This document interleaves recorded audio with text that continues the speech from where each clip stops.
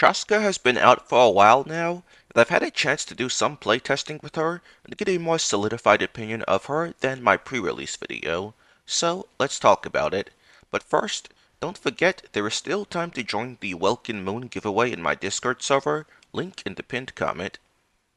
Now the main thing I tested was Chasca's teams and how different the options for the 4th slot compare to each other. Specifically, I compared Ororon, Layla, Xiangling, and Xilonen. Keep in mind, all of this testing was with a C0R1 Chasca and a C2 Farina. Right off the bat, Xiangling felt terrible to use with Chasca. I found that enemies very often move or spawn too far away for Xiangling's burst to reach, since it circles around you and not the enemies. And in order to move over to the enemies for Xiangling to continue hitting, Chasca would have to fly out of Bennett's circle, which is just not worth it at all, especially when the value that Xiangling provides when she does work is not better than the other options to begin with, so I would definitely not advise trying to use Xiangling with Chasca, it's just not worth it. I was also not a fan of Xilonen with Chasca at all. The current Abyss is likely the best case scenario for Xilonen with Chasca, due to how many high resistance enemies there are, and Chasca still cleared slower with Xilonen than with a C3 Ororon. You simply lose out on too many bullets and too much damage bonus by using Xilonen here. Having constellations on Xilonen won't make her worth using with Chasca either, since Xilonen's C2 cannot buff Anemo characters at all. Even though Chasca isn't really dealing Anemo damage, Xilonen's Constellation 2 buffs based on your character's actual element, so it just doesn't affect Chasca at all. So I'd advise keeping your Xilonen available to use on another team instead.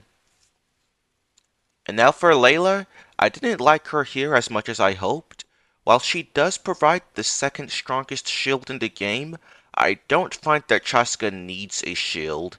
It's very punishing if you do get interrupted on Chasca, but it's very easy to just kite and circle around on enemies with Chasca, since she can move while charging. This makes it very easy to just not get hit. Plus, she is flying quite high above the ground, so a lot of enemies' attacks just can't hit her to begin with. If you're facing highly aggressive enemies that can hit Chasca with most of their attacks, then the shield will be greatly appreciated, but at least in the current Abyss, it wasn't needed at all. That aside, Cryo also has a pretty notable problem with Chasca. Against Barsus, since they can't be frozen, you will not only have off-field Cryo application from Layla or any other Cryo you use instead, but also Chasca's own Cryo bullets will sometimes apply Cryo as well. And that's a problem because if an enemy can't be frozen, Cryo application will completely remove the Hydro Aura, making Chasca's Pyro bullets very likely to not react with anything. And Chasca already is not guaranteed to get a Vape or Melt on her charge shots to begin with due to RNG, and having Cryo against Barsus makes that so much worse. Barsus aside, the clear times I got with Layla as the 4th slot were quite notably behind Ororon, while again Layla's shield wasn't making Chasca any easier to play. So if you did get Ororon on Chasca's banner, there really isn't a reason to use Layla over him, unless you are fighting specific enemies that make the shield more useful. And speaking of Ororon, he worked just as good as I expected him to based on the math. He's definitely the best option. I got the fastest clear times with him over any other option. This is C3 Ororon, but he is on Elegy, which should compensate for his missing constellations. He doesn't have any of the problems that the other options have with Chasca, while also buffing by more than them and dealing a modest amount of AoE sub-DPS damage if built well. Electro is also just much more useful than Cryo as your third element for Chasca, since with Electro charged on the enemy, you'll get both Vaporize and Overload from Pyro bullets even against Barsus, unlike Cryo, making you lose Vaporize. So if you can try to get a few copies of Ororon, it's definitely worth it. Now teams aside, one of the main things I looked for when playing Chasca was the AoE issue. If you don't know, Chasca's bullets lock onto individual enemies and have no AoE. Most characters that are known as single-target DPS, such as like Kinich or Hu Tao for example, they are still capable of hitting more than one enemy if the enemies are tightly grouped enough, but Chasca can't do that because there's no splash radius or anything on her bullets. This makes her damage per target go down substantially in multi-target scenarios, and I definitely felt it on chambers 1 and 3 when there were two enemies spawned at the same time. She still cleared it with good time despite this, but that's with Chasca getting a free 80% attack from the current Abyss Blessing. Without the blessing, she would have needed a second rotation to take out the lava enemies on both Chamber 1 and Chamber 3, which would have slowed down her clear times by quite a lot. That's with only two enemies.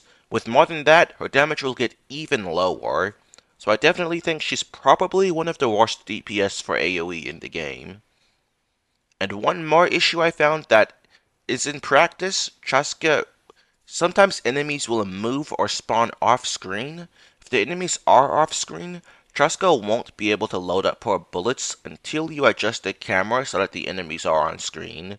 If you are playing on keyboard and mouse, this is likely not an issue since you can probably rotate the camera fast, but I play on controller, and this felt really bad anytime it happened, similar to how bad marking enemies can feel with Nahida on controller.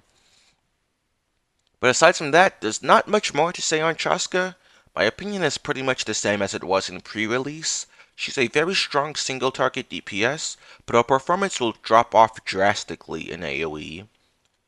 One last thing that I know some people want to know is how she compares to the other two Anemo DPS units, Wanderer and Xiao. And with this, I do have to say that comparing her to these two is ultimately kinda pointless, since they are completely different types of DPS. Chasca doesn't even deal actual Anemo damage like they do. However, I did do an Abyss run with all three of them to get a feel of how they compare to each other anyway. The Wanderer one was with a C1 R1 Wanderer, and Xiao was with C0 R1 with a C1 R1 Xiangling. The investment of each team were certainly not equal, but the Abyss Blessing is huge for Chasca and should make up for any investment she was missing compared to them. In my gameplay, I found that Chasca was faster than Xiao on every chamber, and was slower than Wanderer on chambers 1 and 3 due to the damage lost when there's two enemies, but she was a bit faster on chamber 2 since that's purely single target. Keep in mind, however, I am far from being great at playing any of these units, so the results could look completely different in the hands of a more skilled player. But yeah, that's all I have to say. If you liked today's video, please be sure to give a like and subscribe and comment down below. Don't forget to join my Discord for the giveaway. Thanks and goodbye.